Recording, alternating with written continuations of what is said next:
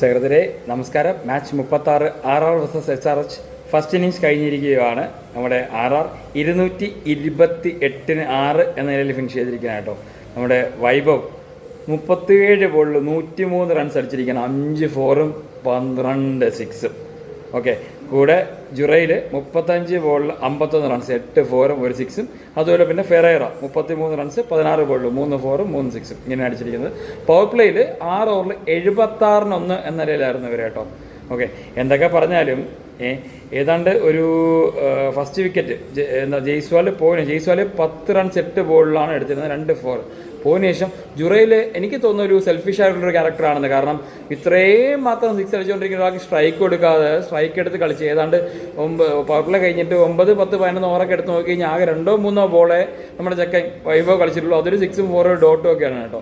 എന്നിട്ട് അവൻ അത്രയും കളിച്ച് 35 ബോളിൽ 51 റൺസ്, അതിൽ നിന്നൊരു 12 ബോൾ കൂടെ നമ്മുടെ വൈഭവ് കളിച്ചിരുന്നെങ്കിൽ വീണ്ടും ഒരു 35 റൗണ്ട് കുറേ ടീം കയറിപ്പോയനെ. പക്ഷെ ഇവിടെ ഉള്ള പലരും സെൽഫിഷ് ആയിട്ടാണ് കളിക്കാനായിട്ട് എനിക്ക് ഫീൽ ചെയ്തു.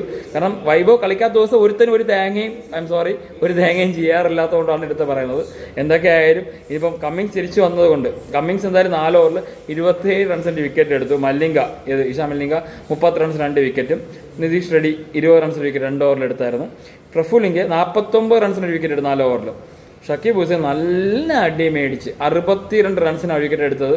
എന്തൊക്കെ പറഞ്ഞാലും 229 റൺസ് എടുക്കുക എന്ന് പറഞ്ഞാൽ ഈ ഗ്രൗണ്ടിൽ ജയ്പൂരിൽ ചരിത്രമായിരിക്കും. ഇവിടെ 219 ഇതിനു മുമ്പത്തെ ബെസ്റ്റ് സ്കോർ തന്നെ. ഇത് മുകളിൽ അടിച്ചു കഴിഞ്ഞാൽ SRHന് ചരിത്ര നേട്ടമായിരിക്കും. പക്ഷേ SRHന് ഇന്ന് ഹെഡ് ഇമ്പാക്ട് പ്ലെയർ ആയിരിക്കാം. ഹെഡും അഭിഷേക് ശർമ്മ കൊടുക്കുന്ന ഓപ്പണിംഗ് പാർട്ണർഷിപ്പ് എന്തോരമായിരിക്കുമോ. അതുപോലെ മാത്രമല്ല ഇഷാൻ എന്ന ക്യാപ്റ്റനല്ല, ഇഷാൻ ഇന്ന് വേറെ ടെൻഷനൊന്നുമില്ല. കമ്മിങ്സ് തിരിച്ചു വന്നിട്ടുണ്ട്.